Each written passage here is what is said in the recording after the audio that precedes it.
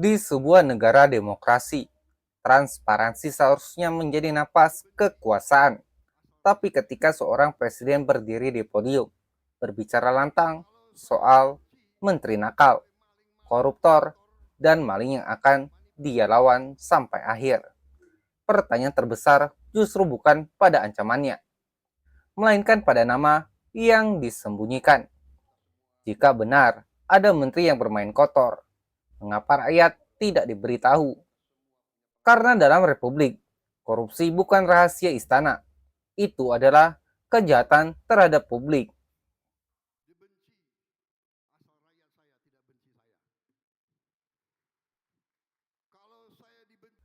Sabtu pagi, 18 Oktober, di sebuah forum akademik yang disorot kamera nasional, Presiden Prabowo Subianto mengirim pesan keras.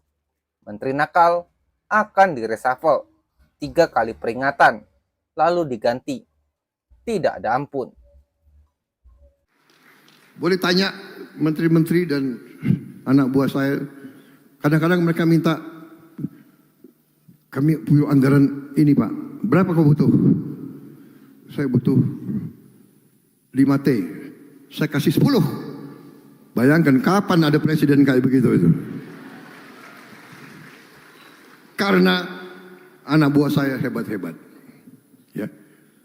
Kalau ada 1-2 nakal, saya peringati, ya kan? 1 kali peringatan, masih nakal, masih nggak mau dengar, 2 kali peringatan, 3 kali apa boleh buat? Reshuffle, harus diganti. Kalau ada 1-2 nakal, saya peringati, ya kan? 1 kali peringatan, masih nakal, masih nggak mau dengar, 2 kali peringatan, 3 kali apa boleh buat? Reshuffle, harus diganti. Karena demi negara, bangsa dan rakyat tidak boleh ada rasa kasihan. Yang kasihan rakyat Indonesia.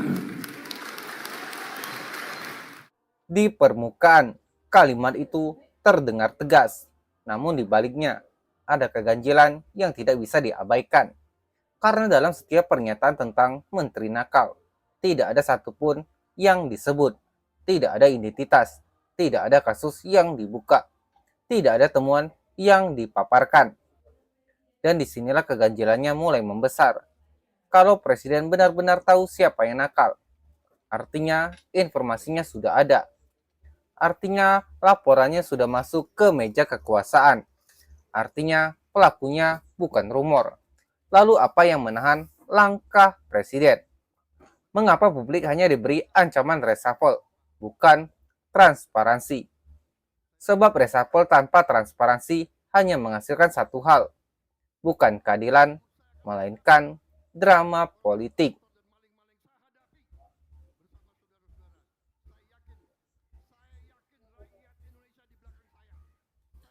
Untuk memahami konteksnya, kita harus mundur sedikit. Pola seperti ini bukan baru terjadi hari ini. Di era pemerintahan sebelumnya, kata-kata seperti menteri nakal, pembantu presiden bermain proyek, atau menteri melanggar etika juga sering muncul. Tapi nama jarang diumumkan, kecuali ketika KPK sudah membuka kasusnya duluan. Faktanya, ICW mencatat lebih dari 891 pejabat negara terjerat korupsi dalam 10 tahun terakhir, dan banyak diantaranya berasal dari lingkar kekuasaan. Kasus korupsi timah 300 triliun rupiah, bansos, mafia pelabuhan, mafia pertanahan, mafia pangan, hingga dugaan kong kali kong proyek infrastruktur. Semuanya punya benang merah. Kekuasaan ada di belakangnya. Artinya, bukan tidak mungkin Menteri nakal yang dimaksud presiden saat ini sedang bermain di sektor-sektor itu. Tapi publik tidak diberitahu. Karena dalam politik, ancaman reshuffle bisa jadi lebih berguna daripada tindakan reshuffle itu sendiri. Ancaman bisa mengendalikan, ancaman bisa mengikat kesetiaan, ancaman bisa membuat para menteri patuh tanpa perlu membuka aib. Dan itulah bahaya sesungguhnya ketika reshuffle menjadi alat politik, bukan alat bersih-bersih.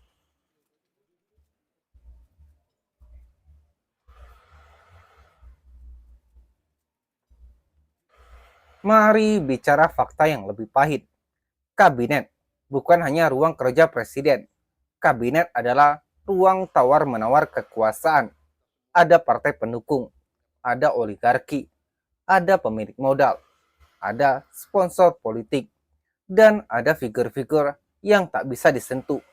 Bukan karena mereka bersih, tetapi karena mereka penting bagi mesin kekuasaan. Inilah alasan paling logis mengapa nama menteri nakal tidak diungkap. Karena begitu nama keluar, stabilitas politik ikut pecah. Dan bagi presiden manapun, itu adalah resiko yang mahal. Padahal jika benar ingin bersih, tolak ukurnya sederhana. Jika seorang menteri menyalahgunakan jabatan, publik harus tahu. Jika seorang menteri bermain proyek, publik harus tahu. Jika seorang menteri merugikan negara, publik juga harus tahu.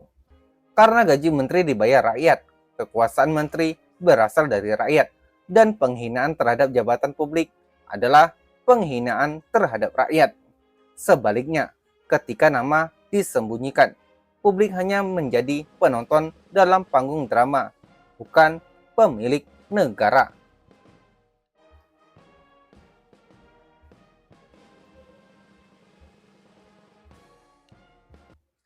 Pada akhirnya, pertanyaan kita sederhana dan tegas. Siapa menteri nakal itu? Jika presiden sungguh-sungguh ingin memberantas korupsi, sebutkan namanya, buka datanya, dan serahkan ke penegak hukum. Bukan sekedar ancaman di podium. Karena tanpa transparansi, ancaman reshuffle hanyalah panggung pencitraan, instrumen kontrol politik, dan selimut tebal yang menutupi bobrok kekuasaan. Rakyat tidak butuh drama, rakyat butuh kepastian. Jika ada maling di kabinet, tangkap. Jika ada pengkhianat negara, singkirkan. Jika ada menteri nakal, umumkan. Oligarki tidak boleh lebih kuat dari republik. Partai tidak boleh lebih kuat dari hukum. Dan kabinet tidak boleh lebih kuat dari nurani rakyat. Jika Anda sepakat bahwa rakyat berhak tahu, tekan like, subscribe, dan tinggalkan komentar Anda. Suara publik adalah tekanan terbesar bagi kekuasaan.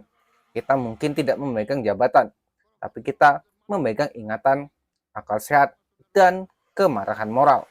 Dan selama itu masih hidup, kebenaran tidak akan pernah benar-benar bisa untuk dibungkam. Sampai jumpa di video berikutnya. Stay waras di dunia yang semakin gila.